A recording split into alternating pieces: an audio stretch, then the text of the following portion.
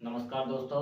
आज हम इस वीडियो में महत्वपूर्ण रासायनिक अभिक्रिया के बारे में जानते हैं जो आपकी बोर्ड एग्जाम क्लास 10 की बोर्ड एग्जाम में डायरेक्ट पूछी जाएंगी। या तो उनकी परिपूर्ण डेफिनेशन पूछ लेगा या उनके एग्जाम्पल देकर के उनके संतुलित करने के लिए बता देगा। चलो करते हैं स्टार्ट वीडियो को। महत्वपूर्ण रासायनिक अभिक्रिया आपके एग्जाम के दृष्टिकोण से जो जो आपकी बुक में एनसीईआरटी बुक में जो रासायनिक अभिक्रियाएं दे रखे हैं उनको प्रैक्टिस करते हैं। सबसे पहले लेते हैं जल निर्माण। जल निर्माण की एग्जाम में क्या जाएगा? जल निर्माण की रासायनिक अभिक्रिया को बताइए। जल निर्माण की रासायनिक अभिक्रिया को बताइए। किसी भी रासायनिक अभिक्रिया को याद करने का सबसे अच्छा तरीका है उनके रिएक्टेंट को याद कर लो। सबसे पहले जल का रासायनिक सूत्र आपको याद होना चाहिए। जिसका भी आप निर्माण कर रहे हो उसका रासायनिक सूत्र आपको याद होना चाहिए। तो जल का रासायनिक सूत्र क्या होता है? H2O। क्या होता है? H2O। H2 क्या है? जल का रासायनिक सूत्र है। हमें किसका निर्माण करना है? H2O का निर्माण करना है। तो इसमें क्या क्या मिल रहे हैं? रिएक्टेंट क्या होंगे? H2 plus O2। H2 plus O2 क्या बन जाएगा? H2O। क्या बन गया? जल। H2 प्लस O2 इसको संतुलित कर दीजिए। संतुलित किसी भी रासायनिक समीकरण को संतुलित करना आपको आना चाहिए। बोर्ड एग्जाम में डायरेक्ट पूछता है 4 नंबर क्वेश्चन। मैंने उसका वीडियो बना लिया है, चैनल पर जाइए और उस वीडियो को अवश्य देख लीजिए। H2 प्लस O2 H2 जल का निर्माण हो गया। संतुलित कर दीजिए। ऑप्शन 2 है 2 कीजिए, 2 इधर आ गया। हो गई संतुलित रासायनिक समीकरण किसकी? जल निर्माण की। संतुलित जल निर्माण की संतुलित जल निर्माण की रासायनिक अभिक्रिया क्या जाएगी? संतुलित जल निर्माण की रासायनिक अभिक्रिया। अब अगली देखते हैं। जल निर्माण की या तो पूछ लेगा अभिक्रिया या पूछेगा संतुलित जल निर्माण की रासायनिक अभिक्रिया को बताइए। अब आगे देखते हैं बुझा हुआ चूने का निर्माण। बुझा हुआ जिसका आपको निर्माण करना है उसका रासायनिक सूत्र आपको याद होना चाहिए। जिसका आपको निर्माण करना है या जो आपको प्रोडक्ट बनेगा उसका आपको रासायनिक सूत्र याद होना चाहिए, केमिकल फॉर्मूला याद होना चाहिए। बुझा हुआ चूना, यहाँ पे क्या है? बुझा हुआ चूना। तो बुझा हुआ चूने का आपको रासायनिक सूत्र याद होना चाहिए। कौन सा है? CaOH2। CaOH2 किसका रासायनिक सूत्र है? बुझा हुआ चूने का। बुझा हुआ चूना किसका नाम करना है? बुझा हुआ चूने का। बुझा हुआ चूने का रासायनिक सूत्र क्या है? CaOH2। हमें किसका निर्माण करना है? इसका। अब देखते हैं बिना बुझा हुआ चूने को, बिना बुझे हुए चूने में यदि जल मिलाया जाए, जल में यदि बिना बुझा, ये किसका सूत्र है? रासायनिक सूत्र है जल का। ये किसका है? बिना बुझा हुआ चूने का।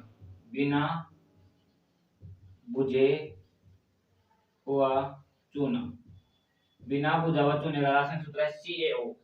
बिना बुझे हुए चूने को यदि जल में मिलाया जाए तो क्या प्राप्त होता है? CaOH2 प्राप्त होता है, जिसे हम बुझा हुआ चूना कहते हैं। जिसे हम बुझा हुआ चूना कहते हैं। बुझा हुआ चूना कहते हैं।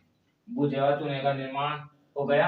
अब देखते हैं इन दोनों को एक बार हमारे डेफिनेशन के तरीके से देखते हैं। यदि हमें जल निर्माण की ऐसे एग्जाम क्या चाहिए? जल निर्माण कौन सी रासायनिक अभिक्रिया का एग्जाम्पल है? ये है संयोजित अभिक्रिया का। संयोजन अभिक्रिया का एग्जाम्पल है जल निर्माण की प्रक्रिया। संयोजन मतलब रिएक्टेंट जुड़ करके क्या बनाते हैं? प्रोडक्ट बना रहे हों, ऐसी रासायनिक अभिक्रिया क्या कहलाती है? संयोजन अभिक्रिया कहलाती है। इसमें भी क्या हो रहा है? CaOH2 मिलकर क्या बना रहे हैं? बुझा हुआ चूना। तो ये क्या होगी? ये भी होगी एग्जाम्पल किसकी? संयोजन अभिक्रिया। अगली देखते हैं। आशा करता हूं ये वीडियो समझ में आ रहा है। ये एग्जाम में डायरेक्ट पूछी जाने वाली रासायनिक अभिक्रियाओं को देख रहे हैं। हमारी तीसरी है, थर्ड हमारी रासायनिक अभिक्रिया है बिना बुझा हुआ चूना। हमारा बुझा हुआ चूना निर्माण हो गया। अब देखते हैं बिना बुझा हुआ चूना। बिना भुजा हुआ चूना। यदि आपने पहले वाली रासायनिक अभिक्रिया ध्यान से देखा हो तो हमने क्या लिया था, बिना भुजा हुआ चूना लिया। तो ये क्या हो गया, CaO, बिना भुजा हुआ चूने का रासायनिक सूत्र हो गया। हमें निर्माण किसका करना है, CaO का। तो इसके लिए क्या आ जाएगा, calcium carbonate CaCO3। Calcium carbonate को यदि हम तापन द्वारा अपघटित करें, तापन द्वारा विघटित क्या करें, वियोजित करें, तो क्या प्राप्त होता है, CaO प्राप्त होता है। CaO प्राप्त होता है तथा CO2 बनता है, carbon dioxide. Carbon dioxide, carbon dioxide बनता है सह उत्पाद के रूप में। और मुख्य उत्पाद के रूप में क्या प्राप्त हो जाता है, बिना भुजा हुआ चूना। बिना भुजा चूना, बिना भुजा चूना प्राप्त हो जाता है कब, कैल्शियम कार्बोनेट, कैल्शियम कार्बोनेट के वियोजन से, कैल्शियम कार्बोनेट के वियोजन से, कैल्शियम कार्बोनेट के वियोजन से। अब इधर देखना दोबारा, इसमें रिएक्टेंट का क्या हो रहा है, वियोजन हो रहा है। क्या हो रहा है, वियोजन हो रहा है। रिएक्टेंट का वियोजन होकर के छोटे छोटे उत्पाद का बनना कौन सी रासायनिक अभिक्रिया में आता है, वियोजन अभिक्रिया में आता है। वियोजन अभिक्रिया में, यानी बिना भुजा हुआ चूना कौन सी रासायनिक अभिक्रिया का एग्जाम्पल है, वियोजन अभिक्रिया का एग्जाम्पल है, जिसमें क्या होता है, कैल्शियम कार्बोनेट तापन द्वारा वियोजित होकर के बिना भुजा हुआ चूना सह उत्पाद के रूप में कार्बन डाइऑक्साइड बनाता है। अब आगे देखते हैं हमारी हमारी 4th नंबर की रासायनिक अभिक्रिया। केमिकल इक्वेशन क्या रहेगी,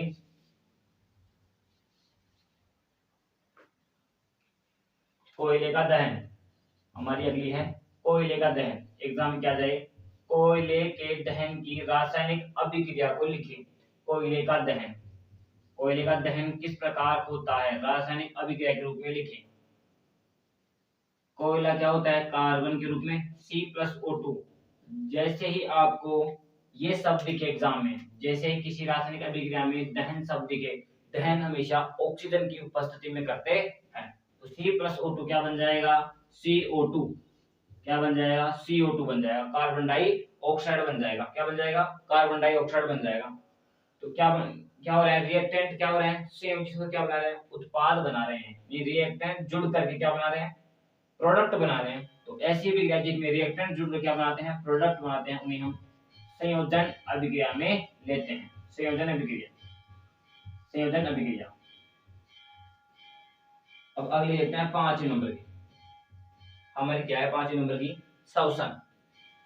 क्या जाए, शोषण के लिए रासायनिक, शोषण की रासायनिक अभिक्रिया को बताइए। तो शोषण में क्या होता है, शोषण क्या है, लिया गया भोजन ऑक्सीजन की उपस्थिति में उसका विघटन होना शोषण कहलाता है। क्या कहलाता है, शोषण कहलाता है। तो क्या लेते हैं हम, ग्लूकोज लेते हैं। क्या लेते हैं, ग्लूकोज लेते हैं, C6H12O6। ऑक्सीजन की उपस्थिति में क्या होता है, दहन होता है। क्या होता है, अंदर क्या होता है, दहन के रूप में होता है, क्या उसका पाचन होता है ग्लूकोज का। तो क्या प्राप्त होता है हमें, क्या बनती है, CO2 जल प्लस ऊर्जा। अब इधर देखना एक इंपॉर्टेंट चीज, वे रासायनिक अभिक्रियाएं जिनमें उत्पाद के रूप में, अतिरिक्त उत्पाद के रूप में ऊर्जा प्राप्त होती है, हम उन्हें ऊष्माक्षेपी अभिक्रियाएं कहते हैं। ऊष्माक्षेपी यानी वे रासायनिक अभिक्रियाएं जिनमें अतिरिक्त ऊष्माक्षेपी रासायनिक अभिक्रियाएं कहते हैं। ऊष्माक्षेपी रासायनिक अभिक्रियाएं कहते हैं वे अभिक्रियाएं जिनमें उत्पाद के रूप में, अतिरिक्त उत्पाद के रूप में ऊर्जा प्राप्त होती है। यानी वे रासायनिक अभिक्रियाएं जिनमें ऊर्जा प्राप्त होती है, उन्हें हम ऊष्माक्षेपी रासायनिक अभिक्रियाएं कहते हैं। तो शोषण एक प्रकार की ऊष्माक्षेपी रासायनिक अभिक्रिया है। अब इसको संतुलित कर दीजिए, 6 देख लीजिए, संतुलित है रासायनिक, यानी होगी शोषण की संतुलित रासायनिक संतुलित रासायनिक अभिक्रिया, संतुलित रासायनिक अभिक्रिया जो किसका एग्जाम्पल है, ऊष्माक्षेपी रासायनिक अभिक्रिया का एग्जाम्पल है। अगली देखते हैं हमारी, अगली क्या रहेगी, श्याम श्वेत। मैंने चुनिंदा इंपॉर्टेंट एग्जाम के लिए एग्जाम दृष्टिकोण से महत्वपूर्ण रासायनिक अभिक्रिया ली है, जिसे हमारा चैनल का नाम है एग्जाम ओरिएंटेड। उसी प्रकार हम एग्जाम ओरिएंटेशन के तरीके से एग्जाम दृष्टिकोण से फिक्स टू फिक्स करते हैं। श्याम श्वेत फोटोग्राफी, क्या पूछेगा एग्जाम में, श्याम श्वेत फोटोग्राफी, श्याम श्वेत फोटोग्राफी, फोटोग्राफी में, श्याम श्वेत फोटोग्राफी में काम आने वाली रासायनिक अभिक्रिया को बताइए, या कौन सी रासायनिक अभिक्रिया श्याम श्वेत फोटोग्राफी में काम आती है। AgBr प्रकाश की उपस्थिति में, AgBr प्रकाश की उपस्थिति में, प्रकाश की उपस्थिति में, प्रकाश की उपस्थिति में Ag प्लस Br2 संतुलित कर दीजिए तो इधर आ जाएगा, क्या आ जाएगा 2 यानी AgBr। अर्जेंटीना में सिल्वर ब्रोमाइड, सिल्वर ब्रोमाइड को प्रकाश की उपस्थिति में सिल्वर तथा ब्रोमीन सेपरेट वियोजित हो जाते हैं। ऐसी रासायनिक अभिक्रिया किसमें उपयोग की जाती है, श्याम श्वेत फोटोग्राफी में प्रयोग की जाती है। किसमें उपयोग की जाती है, श्याम श्वेत फोटोग्राफी में उपयोग की जाने वाली रासायनिक अभिक्रिया है AgBr का प्रकाश की उपस्थिति में वियोजन होना, Ag प्लस Br2। अब अगली देखते हैं, सूर्य के प्रकाश में, सूर्य के प्रकाश में हमारी कौन सी अभिक्रिया है, सूर्य के प्रकाश में, सूर्य के प्रकाश में सिल्वर सल्फाइड में परिवर्तन। अगली क्या पूछ सकता है एग्जाम में, सूर्य के प्रकाश में, सूर्य के प्रकाश में, सूर्य के प्रकाश में सिल्वर सल्फाइड, सूर्य के प्रकाश में सिल्वर सल्फाइड, सिल्वर सल्फाइड में परिवर्तन, सिल्वर क्लोराइड, सिल्वर सल्फाइड नहीं, सिल्वर क्लोराइड, सिल्वर क्लोराइड में परिवर्तन, सिल्वर क्लोराइड में परिवर्तन। एग्जाम में क्या जाए, सूर्य के प्रकाश में सिल्वर क्लोराइड में परिवर्तन बताइए, सिल्वर क्लोराइड में परिवर्तन कैसे होता है। AgCl,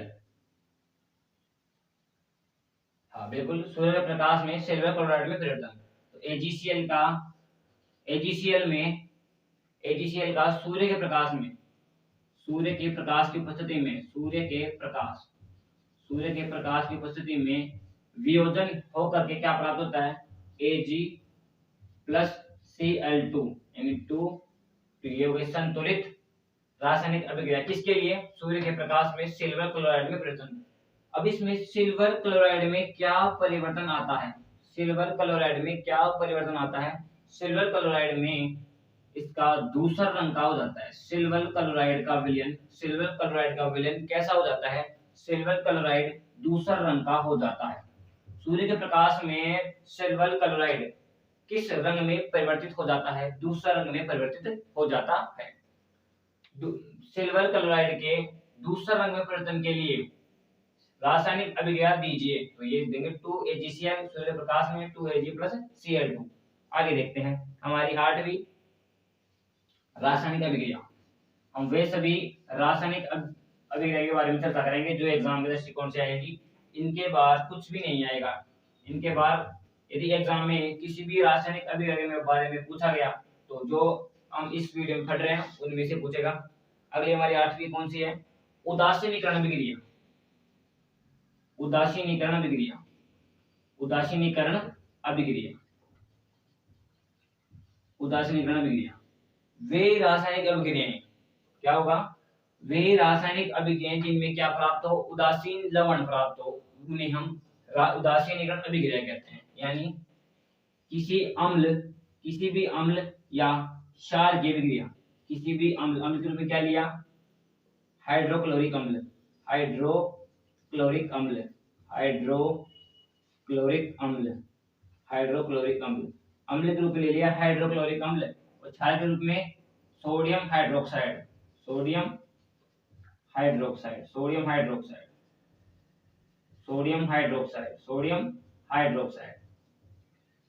किसी अम्ल एवं क्षार की अभिक्रिया परस्पर कराई जाए तो हमें उदासीन लवण की प्राप्ति होती है, उदासीन लवण की प्राप्ति होती है, हमें उदासीन लवण की प्राप्ति होती है।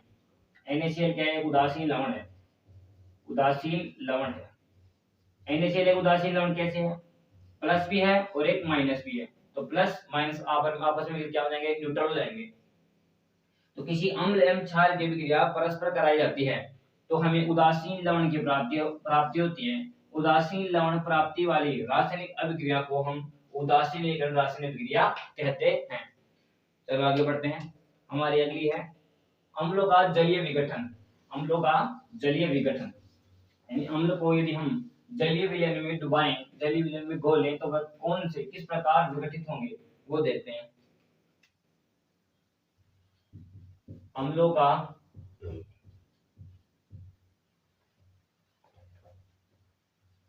का जलीय विघटन, जलीय विघटन यानी अम्ल, इसे एक बात तो साफ है, अम्ल जलीय विलयन में घुलनशील होते हैं। किस प्रकार घुलनशील होते हैं, वो कौन कौन से आयन हमें देते हैं। अम्ल के रूप में हमने लिया HCl, क्या लिया? HCl। HCl किस में घोला? H2 जल में, तो क्या प्राप्त हुआ? H plus Cl minus, H plus Cl minus.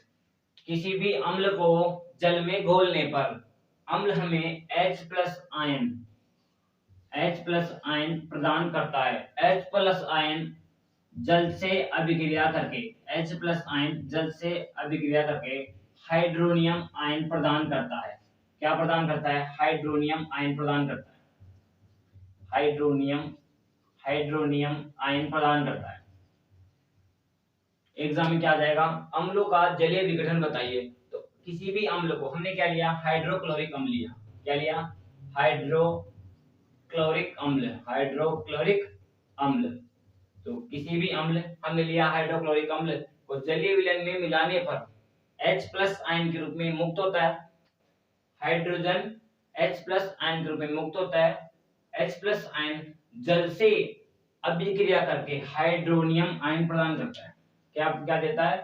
Hydronium ion प्रदान करता है। यह होगा हमारा हाइड्रोनियम आयन प्रदान करता है।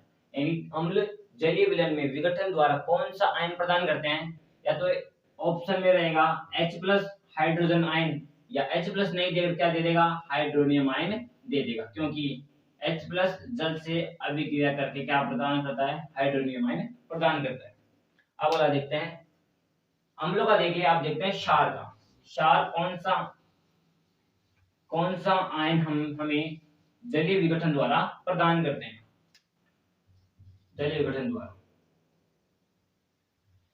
क्षारों का जलीय विघटन, क्षारों का जलीय विघटन यानी हम यदि क्षार को, किसी भी क्षार को हम लेते हैं sodium hydroxide Na, sodium hydroxide को यदि जल में मिलाया जाए तो Na प्लस तथा OH माइनस, यानी कि क्षार हमेशा जलीय विलयन में हाइड्रोक्साइड आयन देते हैं। क्या देते हैं? हाइड्रोक्साइड आयन देते हैं। क्या देते हैं? हाइड्रोक्साइड आयन के रूप में आयन देते हैं। क्षार जलीय विलयन में घुलनशील होते हैं किस आयन की वजह से? हाइड्रोक्साइड आयन की वजह से। हाइड्रोक्साइड आयन का प्रतीक है OH माइनस आयन। क्षार जलीय विलयन में घोलने पर क्या देते हैं? हाइड्रोक्साइड आयन देते हैं। अब अगली रासायनिक अभिक्रिया हमारी विरंजक चूर्ण का निर्माण। विरंजक चूर्ण का निर्माण, विरंजक चूर्ण का, आशा करता हूं वीडियो समझ में आ रहा है। आगे बढ़ते हैं। विरंजक चूर्ण का निर्माण, विरंजक चूर्ण का निर्माण कैसे होता है और इसकी कौन सी रासायनिक अभिक्रिया होती है? विरंजक चूर्ण का निर्माण, विरंजक चूर्ण, विरंजक चूर्ण का निर्माण, विरंजक चूर्ण का निर्माण हमें सबसे पहले जो बनाना है, क्या बनाना है? विरंजक चूर्ण बनाना है। तो विरंजक चूर्ण बनाने के लिए विरंजक चूर्ण का रासायनिक सूत्र हमेशा याद होना चाहिए। क्या है? CaOCl2, CaOCl2 CaOCl2 CaO अलग नहीं है ये CaOCl2। विरंजक चूर्ण का रासायनिक सूत्र बताइए CaOCl2। अब हम देखते हैं कि बुझ बुझा हुआ चूने को बुझे हुए चूने को बुझा हुआ चूने को में यदि हम क्लोरीन प्रवाहित करवाएं, बुझे हुए चूने में यदि क्लोरीन मिलाया जाए तो हमें CaOCl2 नामक रासायनिक यौगिक प्राप्त होता है, जिसे हम व्यापारिक दृष्टिकोण से विरंजक चूर्ण कहते हैं। क्या प्राप्त होता है? CaOCl2 प्राप्त होता है। यानी किसी बुझा हुआ चूना, अभी हमने देखा था बुझा हुआ चूना निर्माण, बुझा हुआ चूना, बुझा हुआ चूना।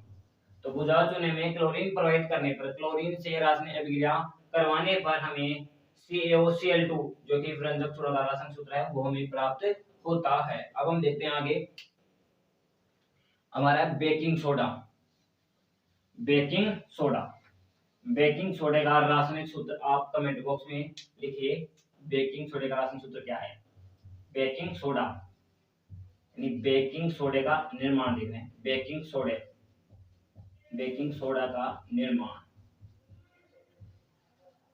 बेकिंग सोडे का निर्माण। बेकिंग सोडे का रासायनिक सूत्र बताइए, कमेंट बॉक्स में लिखिए बेकिंग सोडे का रासायनिक सूत्र। बेकिंग सोडे का रासायनिक सूत्र क्या रहेगा? NaHCO3 NaHCO3 sodium bicarbonate, sodium bicarbonate, sodium bicarbonate, sodium bicarbonate, sodium bicarbonate, sodium bicarbonate. या तो दे दे सोडियम बाइकार्बोनेट या दे देगा सोडियम हाइड्रोजन कार्बोनेट। अब इसका निर्माण कैसे होता है, इसकी रासायनिक अभिक्रिया दीजिए। तो साधारण नमक एक लेते हैं, साधारण नमक एक लेते हैं, जल, साधारण नमक, जल, CO2।